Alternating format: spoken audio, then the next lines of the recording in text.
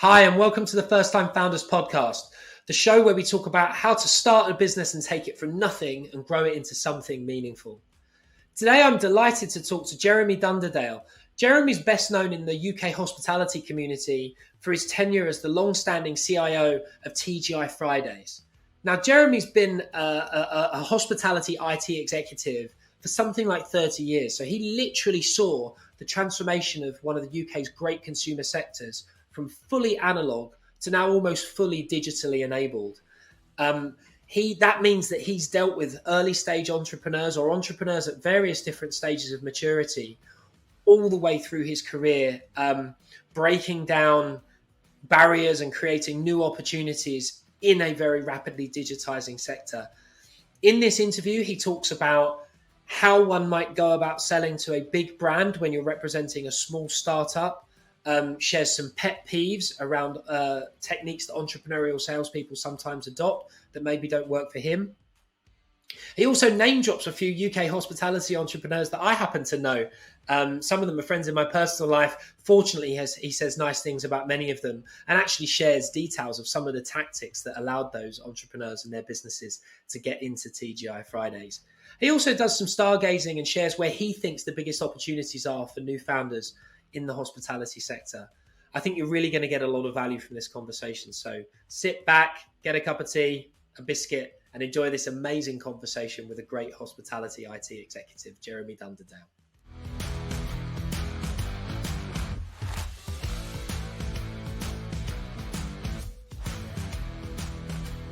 Jeremy, welcome to the First Time Founders podcast. Thank you for doing this. Thanks, Rob, for the invite. No, it's my great pleasure. So now many people that are in or connected to the hospitality industry, whether they're operators or founders, will know you probably best for your I think it was more than a decade running technology for TGI Fridays. For those that perhaps don't know you as well, would you mind giving some context in what I think is most interesting about your tenure there and all of your experience is that you basically presided over a period where hospitality went from almost entirely analog to very much digitally enabled. And of course, you were leading one of the great brands through that transition.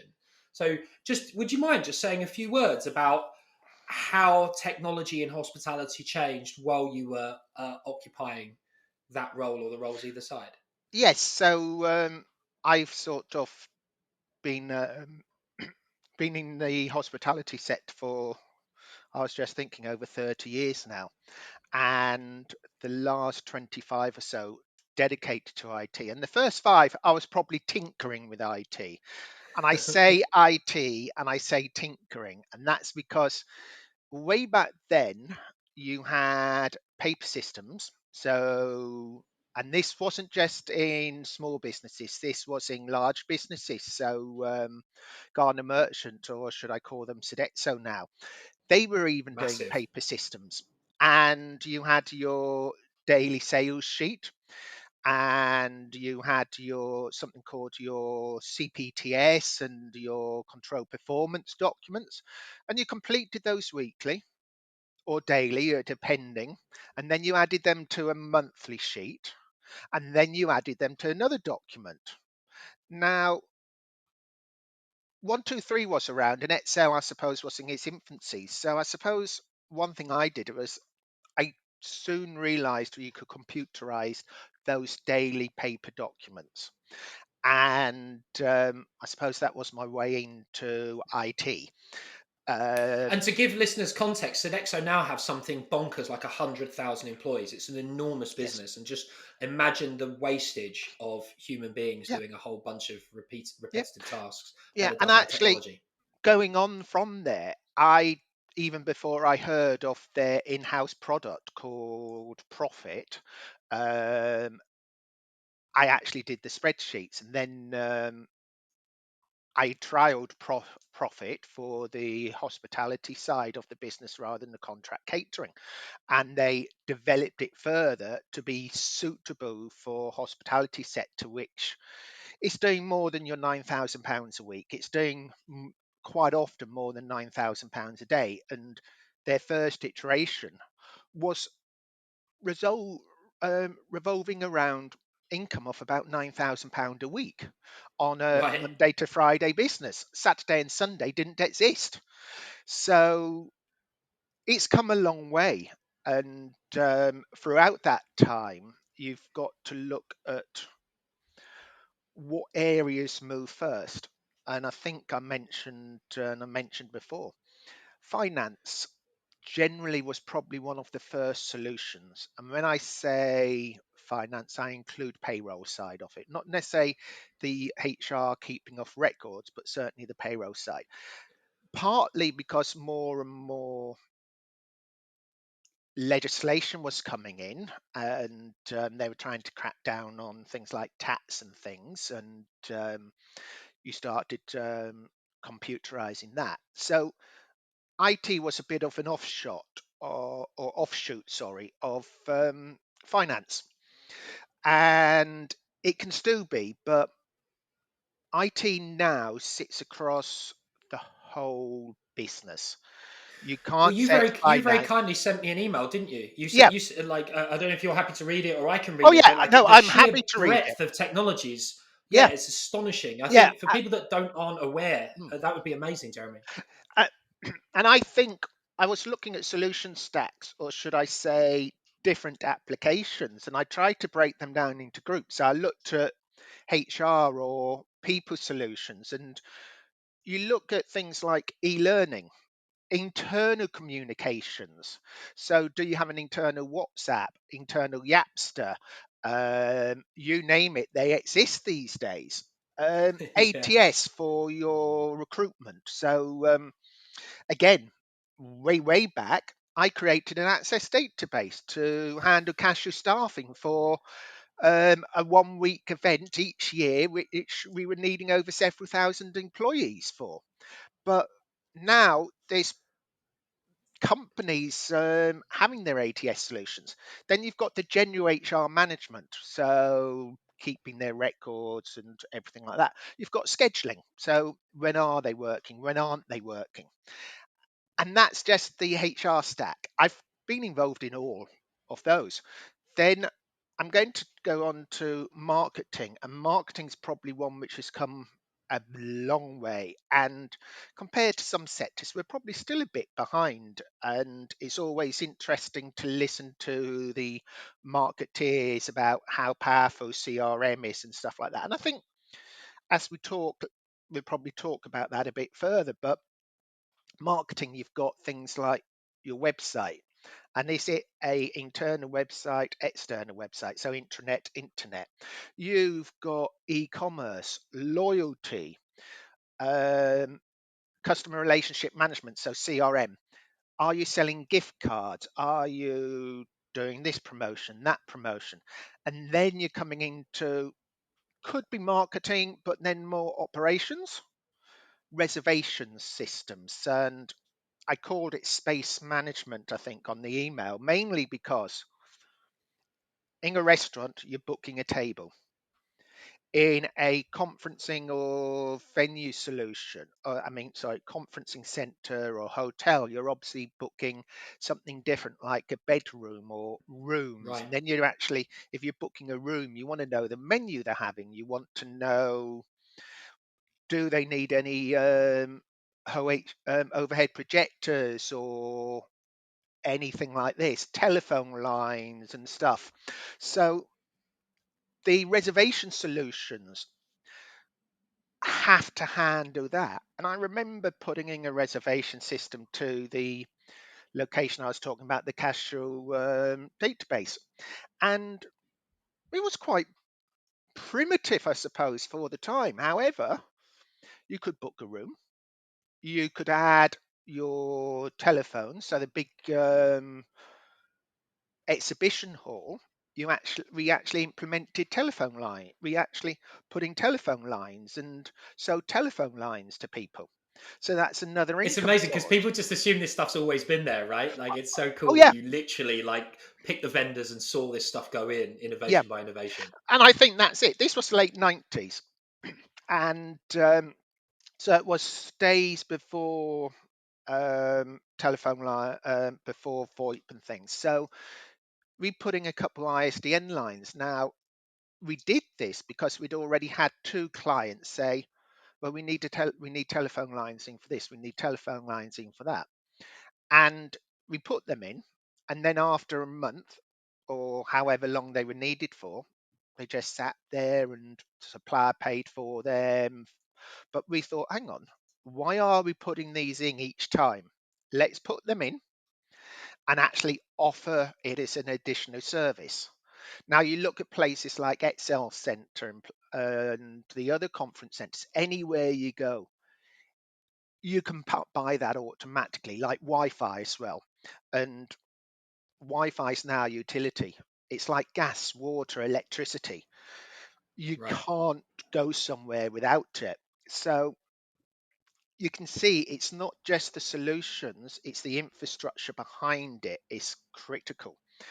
Um, and then I've talked a bit about that, but how do you maintain your ovens or your refrigeration and stuff? So you're looking at reactive maintenance solutions, proactive maintenance solutions.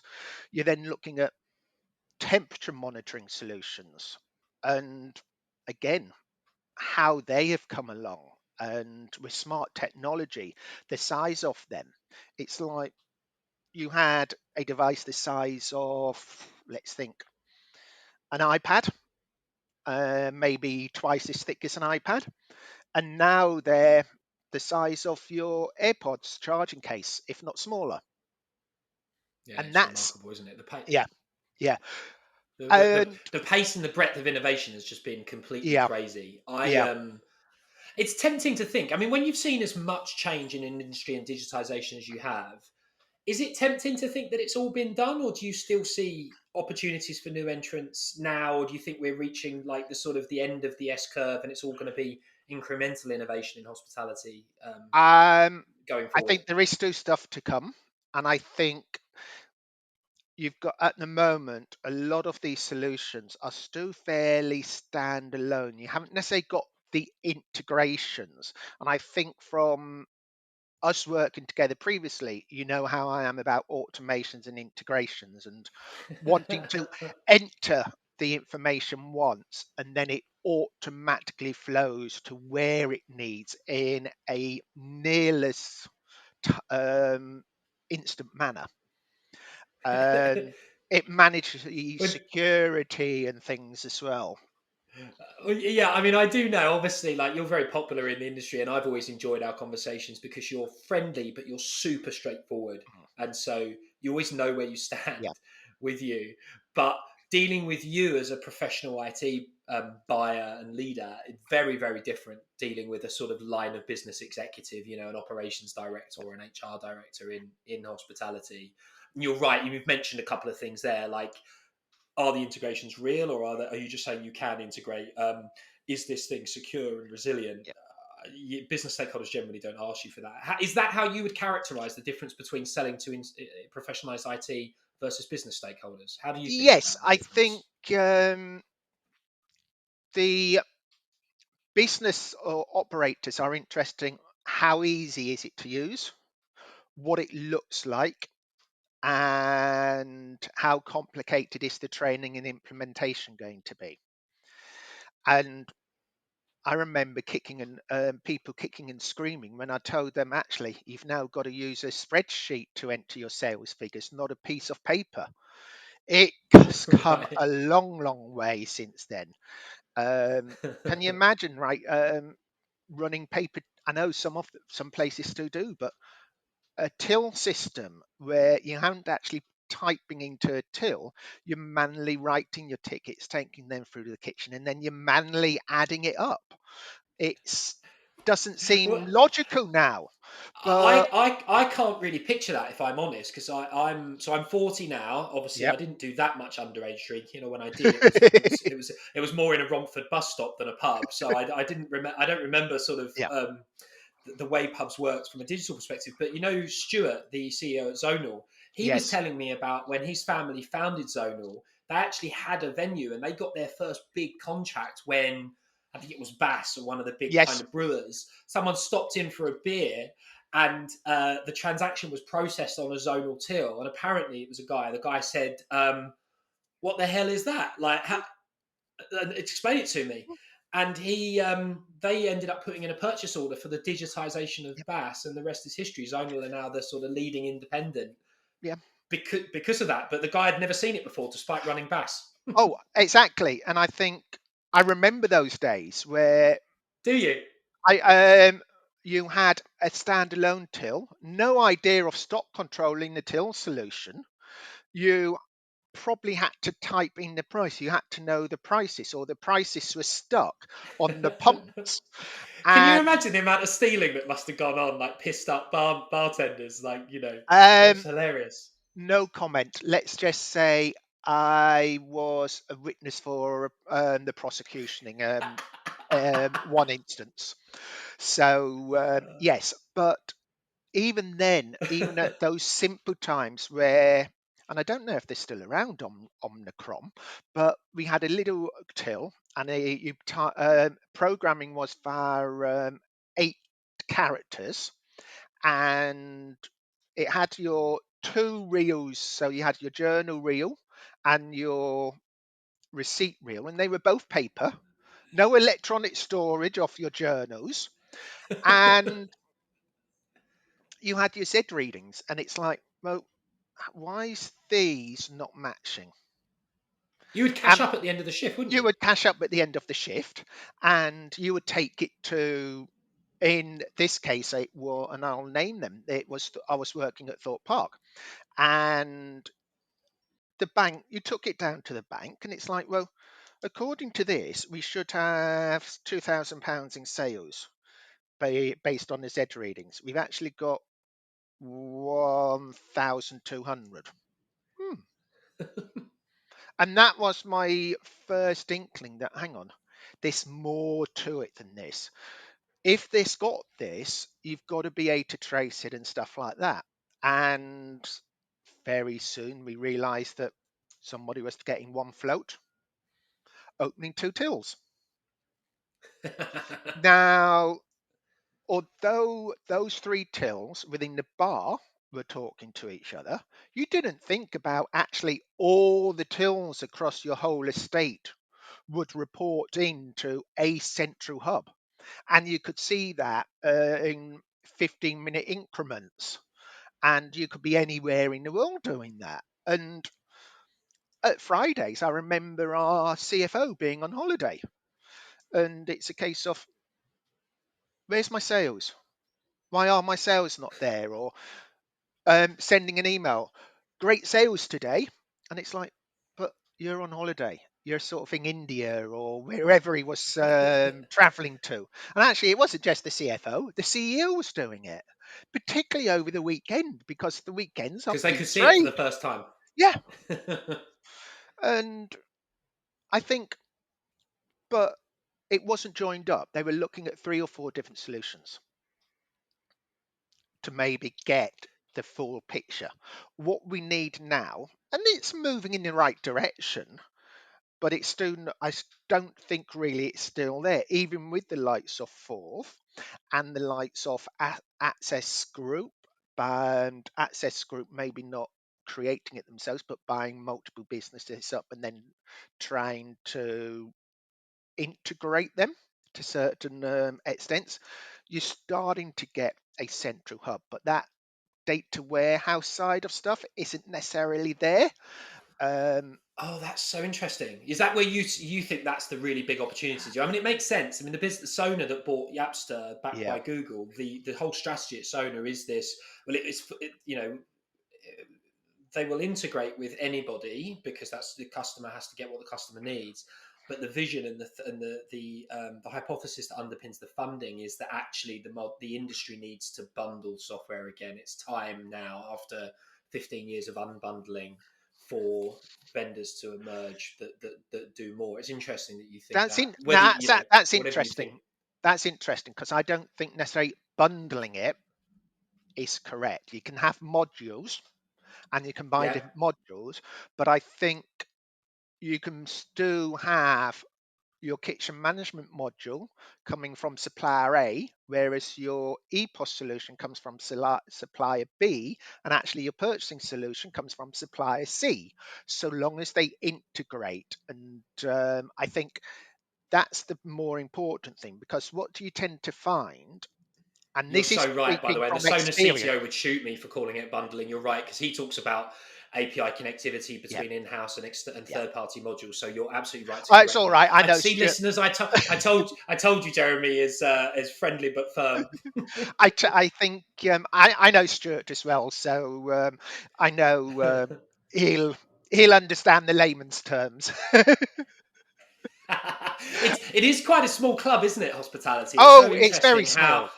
even though people think of the brands as enormous and nationwide, which they are, there's only maybe, I don't know, a few hundred, a few thousand sort Yeah, of people making these purchasing decisions across the yeah. whole sector for all of the UK's consumer activity as it relates to food and drink. Oh, it's staggering, and I think we're quite good now with the controls for your food, your purchasing, and your regulatory controls. So like allergen management and stuff, and Yeah, it's stuff huge, like isn't it? stuff like allergen management has really come on in leaps and bounds in the last few years. And Tenkite's brilliant solution. I know there's others out there, but Oh, Stuart at Tenkite's a great guy. yeah, yeah.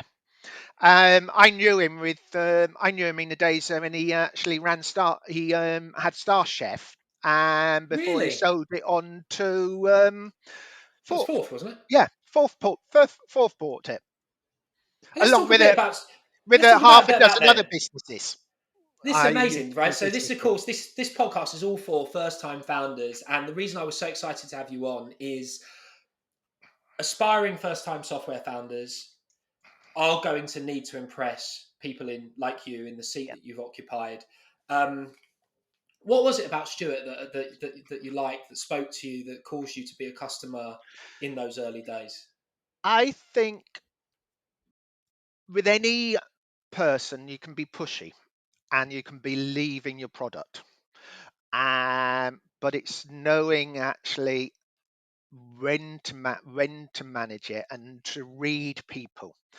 And I think Julian from Wireless Socials, brilliant character as well, and Yeah, he's he great. sort of understands how to read people. Is it appropriate to push business, or is this a social? Is it a chat? And I think Stuart understood. He he would demo it, or one of his team would demo it. Probably at Star Chef days, it was very much him involved, and it's a case of maybe he wouldn't be hassling you constantly, and you think, I remember this solution. Let's go back and chat to Stuart, and it might be He's 18 very months time. trustworthy as well, isn't he? Yeah, it, He's a very no bullshit guy. yeah, and that's what I like. It's There's no point if you're going to try and you've got your sales guys, and so many times businesses will say, "This is your account manager. Is it my account manager or my sales manager?" And I'll actually sit down first time I meet them. What are you? What's your role? Are you constantly trying to sell me stuff? Or are you going to actually be there for when I've got problems and actually escalate things, get things sorted, and get me a good deal, and we get a win-win situation? There must be some, that must be an awkward conversation occasionally when it's a sales manager posing as an account manager that doesn't have the authority to fix anything for you. Um, it can be, but I think Although I don't suppose they last very long with you, so I don't suppose that happens that often, actually. no, they don't. They don't last long. But what I don't do is I don't abuse my knowledge of people within the sector, and I think that's important, that I know the people, the owners of a number of businesses, and I know very senior people within the sector, and I don't escalate to them. But if I make a phone call to say wireless, the guest wireless wasn't working in a venue and there was some problems, I wouldn't just phone Julian, this isn't working. I follow the correct escalation processes. And I think where you benefit as somebody within any business is don't always go to the top, follow the correct escalation paths.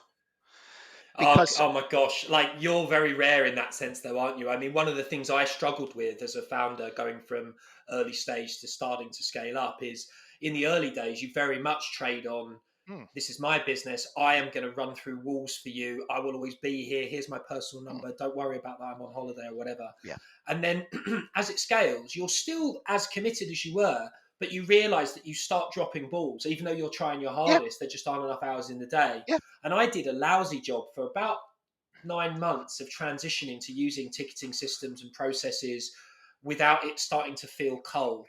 yeah, And I really could have used more people like you earlier explaining to me why having robust systems and processes, as well as that kind of like tender, loving yeah. founder care type culture, is the winning combination. Ultimately, business is about forming partnerships. It's not about we're all in there to make money. I'm not trying to screw you down to the last cent, so you're giving it to me for nothing. But you shouldn't be trying to rob me blind. It's Yeah. we work together. We're in a win-win situation. It benefits both because if we have a good business relationship, if you've got a good product, and yes, there might be challenges with it, or this might need developing more, it's going to get recommended. Positive word of mouth is so much better than actually negative. But what do you tend to hear more? Do you just look at social media or something? Constant negativity. Let's try and be positive. Let's win and win. But, and it's not, I know this is for founders, but as you think about exiting the business and selling on, Mm. think a bit about where you're selling on to. I've Say a bit had, more about that. I think you have some businesses, and it's long ago, it's long enough time ago to actually talk about it now, I think. But Sonu's been around in the pub sector for some time, and it was very much seen as a pub sector solution. But then in around 2015, Torres, if I remember rightly, was bought by Micros. And then then maybe about a year later, Micros was bought by Oracle. Now, the problem wasn't Oracle buying Micros; it was Micros buying Torres. And people were, it was at the time where probably your existing EPOS platform was becoming end of life and people were looking at moving. What was interesting is the growth in business for Zona at that time because people did not want to be part of the Micros empire because of their support services or their lack of willingness to allow third parties to integrate. Now you Oh, look at that's so them, interesting. Did that yeah, really boost Sonal? definitely. And I know a number of businesses who went out of the way to actually move to Zonal and actually because they didn't want Micros involved and Torres because one of the big things was Torres had maybe 97 or so different solutions. Ultimately, it was a custom built solution per business. And how do you support that? You Hmm. can't really support it. And I think that's the great thing with software now, the agility to customize it as well. So the look and feel can be unique to TGI Fridays, unique to Pizza Express, unique to Wagamama, but actually the back end, the engine of it is the same. And I think in Yeah, the early yeah. days it wasn't so much possible to do that. I think that's right, and I agree with you that you need to be thoughtful about Yeah, when you exit a business. If you yeah. care But about the customers, you do need I to care don't about think, where you yeah, go.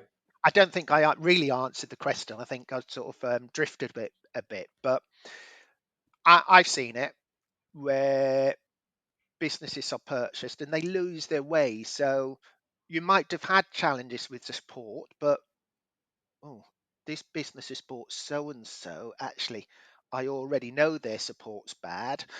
What's it going to become like? And I've experienced it in a few incarnations, and some businesses learn quickly and sort it out. And I think Oracle, certainly when they bought Micros, took hold of them and really shook it up to say, look, guys, how can we support 1,001 sort of, I think actually that's a bit too many. I think it was about 103 they said at the conference I attended. And 103 solutions, and how can we do X, Y, and Z? And went through tough times. But I think you look at their support model and things now compared to what it was, but you then look at some others and they've bought maybe half a dozen companies or so. How have they integrated it? They haven't.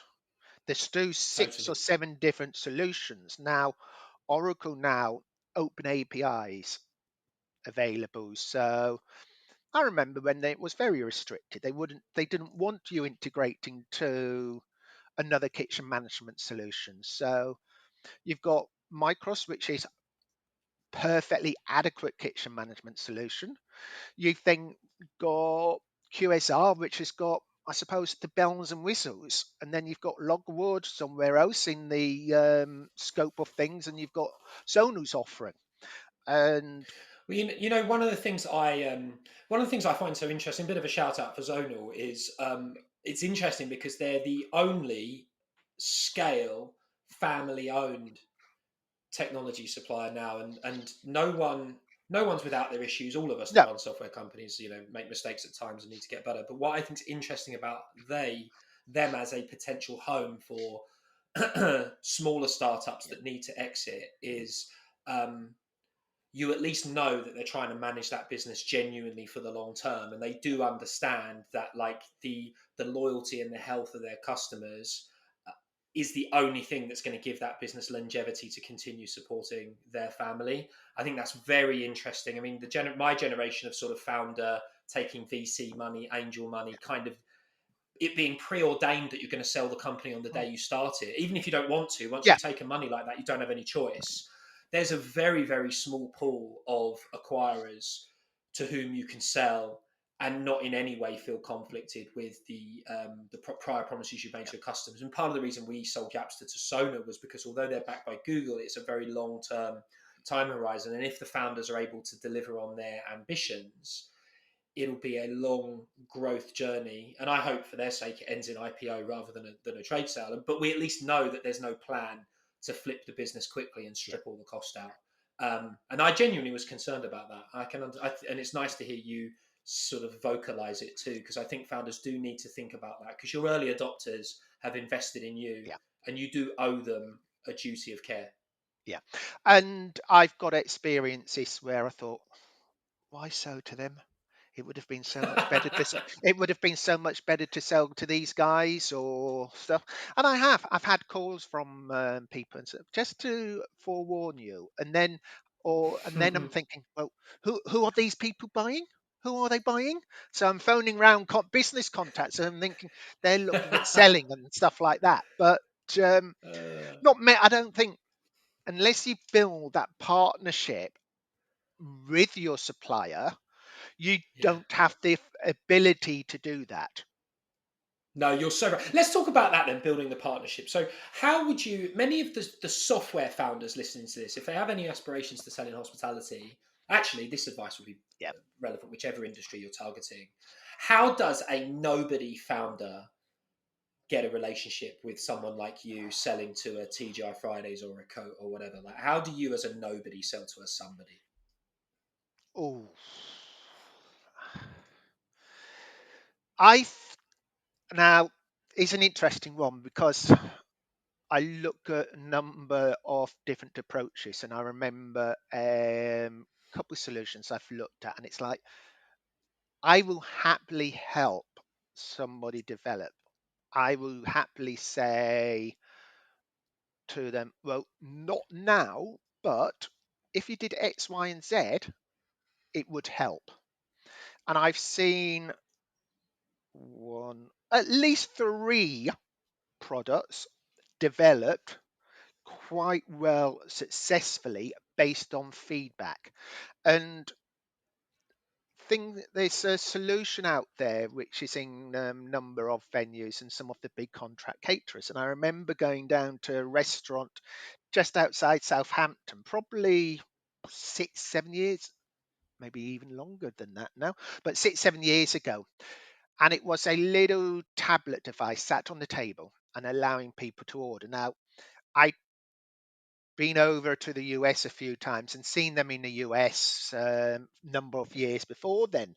But here they were, and it was a father and son business.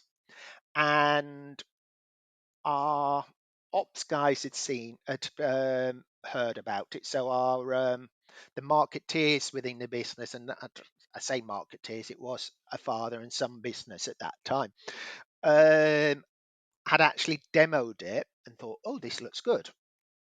And we went and saw it. We gave them some feedback on development, and they developed. Yeah. And then back in 2020 or so, they came back and they sold it into the business. No, I was in the process of leaving the business at the time, but they sold it into the business. And it had come on a long way since then. And your role in that had been what? Like giving them some advice as to what the product needed to become in order to be saleable. So they, Yes. again, a bit like your point with Stuart, they didn't push you to buy when you weren't ready to buy. Is that the point? There was a bit of pushing, but I think you've already realised. I'm upfront. I say it as it is, and it's like they realised actually go away. So what I found is sometimes, oh well, I'm not getting anywhere going there, so let's try a different angle. Let's talk to somebody else in that business. What they fail to realise is it then comes back to me. Yeah, right. And how did you feel about that? Because you're very good humoured about it, aren't you? I love it that you're really honest about your own mistakes, and we haven't Yeah, really got into that here because no, there's so much to yeah, cover. But you also don't hold as I mean, I guess if someone does something really bad to you, maybe you hold a grudge. But you're very chill about the fact that people need to earn a living, and you want people to be respectful and not bullshit you. But it kind of is what it is, right? Like these entrepreneurs need to yes. try and survive. And I suppose there's been in my time, yes, I've fallen out with 2 or 3 people, and maybe it's taken 2 or 3 years to get talking again. Some of them, I think I still remember conversations sat in their offices, and they say something, and I said, "But hang on, 5 years ago you told me this." I've got a memory like an elephant, and let's say, let's just say he did not like that I remembered it. I was at that meeting with the CFO. The CFO looked at me and thought, hmm. And I've been at other meetings where people have said, hmm, yeah, you don't take the bullshit. And it's right, I don't. Um, Jeremy, what is the, if you don't mind me interrupting, what is the right approach to someone developing a wider community of sort of stakeholder awareness where you've given them some advice and you've said not now? Do they keep you in the loop? What's the right thing to do if they I feel like they need think to build a wider stakeholder community? I think being kept in the loop is right. And I think um, let's talk wireless social for a moment, if I can. I Oh, Julian's a mate. I'm nervous. I know, no, nothing bad. I knew of wireless social before they were Yeah. wireless social, and then somebody from our marketing team went to a venue which had wireless social and thought, this is good. And by the way, And listener disclosure: my wife Lena is currently marketing director at Wireless Social. oh, Also, right, okay. I did not put Jeremy up to this section. Oh, right, okay, that's a new one. I didn't even know that. I know a lot of people at Wireless Social. I did not know your wife was it's a working there. it's a very small industry, as you say. We Yeah, met at an industry dinner, but do carry on because this is yeah, fascinating. yeah. And then I was, and then it was a case of, oh yeah, seen these guys, and then one of my business contacts, who is no longer in the sector, but um, put in Wireless Social in their restaurants. Unfortunately, the brand is a lot different to what it was when he was working there, and he mentioned it, and it's like, oh, this sounds interesting. Then I think I got introduced to him at an event. I can't remember what event it was, but he wasn't doing the selling. And I think Wireless Social for a while was probably the best kept secret. And I think clearly he's learned he needs a marketing team, and he's now got that. And they seem to be doing a excellent job. And I've known a few people who have worked for Wireless Social within that sort of area. And And did they? So was the way they got into your business then was kind of getting on your radar, not selling to yeah, you, building customer success stories kind of in your orbit. Like it was yes, a full court press, was it? no, it wasn't, but it took them probably about 15 months to get in the business. So we were with one of the main free Wi-Fi providers, and we came up to the end of the first 3-year deal, and they renewed us for a year. I didn't want to renew, but let's just say things going on in the business, which meant it wasn't an appropriate time to move. And I thought, Yeah, of okay, course. I've only renewed for a year. I now got to work on that, changing the solution. And sometimes I have to think, I need a new solution, but I'm not going to get the permission to do it unless I can actually show that it's working. So we did a small pilot. We sat down in one of our restaurants and worked out how we could capitalize it and stuff like this. And essentially, we did a win-win conversation. And it took a couple of occasions. And it's like, you've robbed me blind, was his response to me. And it's like, no, I've given you a good deal. And being you've got a good reference site. And it's like, we shook on it, we did business, and um, then our marketing guy started to get involved and conversations. And I think one of the conversations, it's quite casual conversation, led to Wireless Social bringing out Hedgehog. Yeah, which what are they calling that now? It's like incentives or something, I Oh, think, because right, they're okay. like just they're definitely branding it more literally. I agree. And again, for listeners that don't know the people we're talking about in the business, this is a restaurant wireless platform that you would log into when you get onto restaurant Wi-Fi, which then enables the marketing team to sort of send you those drip campaign type content to your email, but also with this product that Jeremy's talking about, Hedgehog, that enables them to Jeremy, how do you describe it? Like, what does that product enable It to do? Like promotions, enables right? you to Get a free offer drink. promotions to your guests without any financial implication on you as the business. You actually get given those free drinks or whatever the promotion is from the suppliers or manufacturers of those products. So a big one of the providers they work with is Heineken. So That's amazing. Heineken will decide they wish to promote certain brand product and say, right, okay, we're prepared to give 5,000 pints of X away. Which of your customers are interested in actually using this incentive? You as the customer will say, actually, yeah, I'm interested in trying to have 1,000 of those. So you are giving away 1,000 pints, but Heineken via Wireless Social are essentially paying you to actually give those guests a drink. So That's very cool. where's the loss? The guest Yeah, thinks, no, wow, totally. I'm getting a free drink. You're thinking that free drink, where the guest is thinking, yep, this business is good.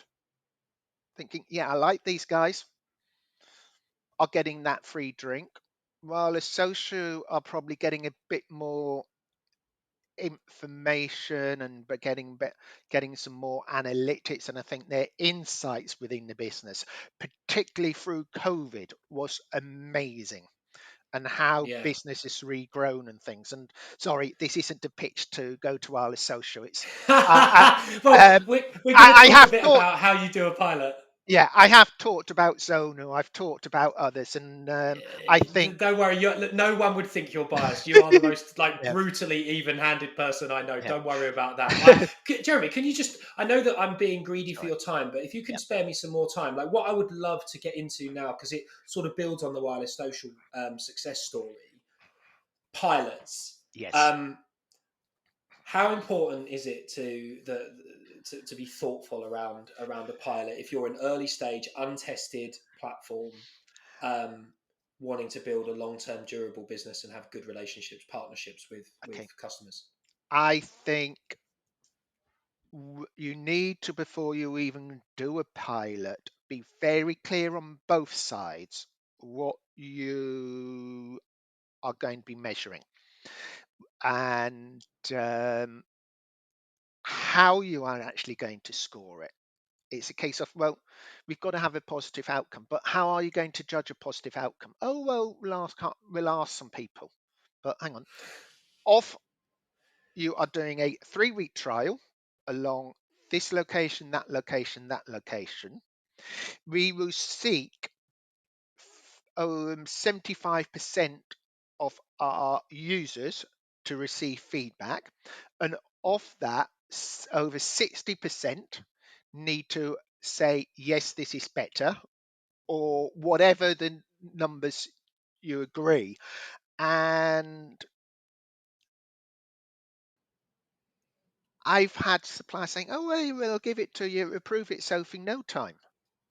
And it's a case of, but how are you going to prove it? Well, we'll take 1% of every sale and we'll do X, Y, and Z, and you'll see you get incremental sales. And it's like, but you're taking away the experience from the customer. Yeah. So, yeah, you And have it's to not be just founders clear on that both don't get it, sides. do they? No, Yeah, and you're totally right. And it's not just founders that don't get it. I think there are a lot of operators, particularly in hospitality, where there's not always professionalized IT with the sort of the number of flying hours yeah, that you've got, for example. Often they don't know what they're buying or why, and they've sort of got some desperate founder in, which has sort of avoided building a proper business case, and then they do some half-cocked pilot, and nobody knows what's going no. on. And I think I've heard of one where a restaurant business decided to put in a kitchen management system, and they went for the Rolls Royce solution, and they put it in. There was no briefing from really either side beforehand with a clear scope of what would be delivered and how they would judge success. And I suppose the team within the restaurant could say, well, you're doing this because you want to cut down the number of chefs in the kitchen.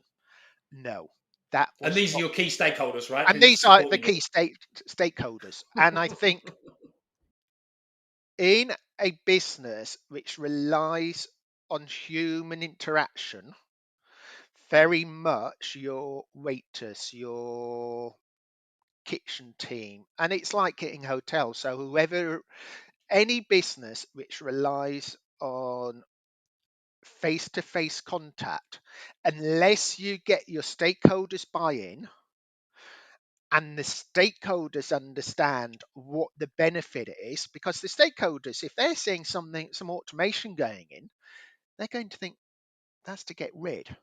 And I actually think now is probably a Totally. really good time in the sector to look at how can we, using the data we've got and using the few people we've got, automate things more. So actually, the guest complaints drop because there aren't enough employees or team on the floor and stuff like that. And I think people will blame Brexit, and we're not here to talk Brexit, but people will blame COVID. because people ended up being put on furlough and they decided I actually want a different type of job. And I think there is a global issue with staffing levels across Totally. most businesses, but hospitality, the vacancies are just crazy. Now, you're not going to be able to get robots in to interact and do your flaring behind a bar, or cooking your food, or chatting to the guests, finding out, oh, we're about to go to the theatre or something. But something within that area needs to be done to how we understand our guest. So all that data we've got in these 10, 20, 30, however many different solutions we've got, how we can mine that, analyze that data, and to understand our guest, not only understand our guest, understand our team, and how the two can work together, partly to increase the company's profits, which is an obvious one, but to increase your net promoter score or your guest satisfaction, to give that wow to your guest, Totally. and also to maintain the employees within your business. So what are they getting out of it? Is it they're getting more tips? And I think with what the government's doing now, legislation wise, that's for another conversation. But um, yeah, you've got to look at that bigger picture. And only by pulling data from every source are you going to be able to do that. And you've got Forth with their data warehouse and analytics, but is it missing data from there, or is it missing data from there? You've got businesses trying to build their own data warehouses. You've got some startups out there, and I still don't think there is a business being successfully getting all that data together now, and really analyzing it. You're analyzing one area, like how do I get more guests in? So you've got the marketing side, and I was on a webinar yesterday with Sono, or who actually Airship, who are now part of Sono, and Datahawks, and I've worked with her previously, so I know both businesses, and listening to them, and it's like all of it was about the guest. And it's right, if you're looking at it from the marketing side, you're looking at it from the guest side, but how are you looking at it from labor productivity side and wastage and all of that? And I think that is, I think, still massively missing. I mean, talk about laying down the gauntlet to founders And I'm listening, Jeremy. sorry, I I mean, think it's not you a didn't small ask me, but I challenge. think, yeah.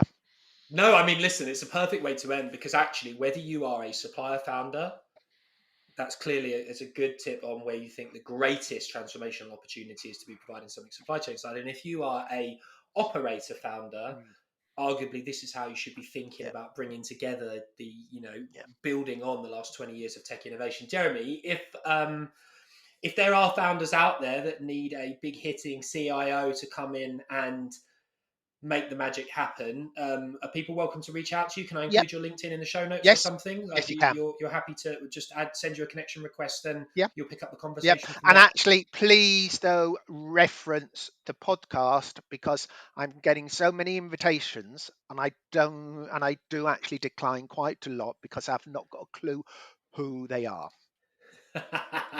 Yeah, and I'll do a separate session on cold calling, cold email at some other time. Jeremy, this has been unbelievably insightful. Thank you so much for investing so much time. I know we went over a little bit, but people are going to get an awful lot of value from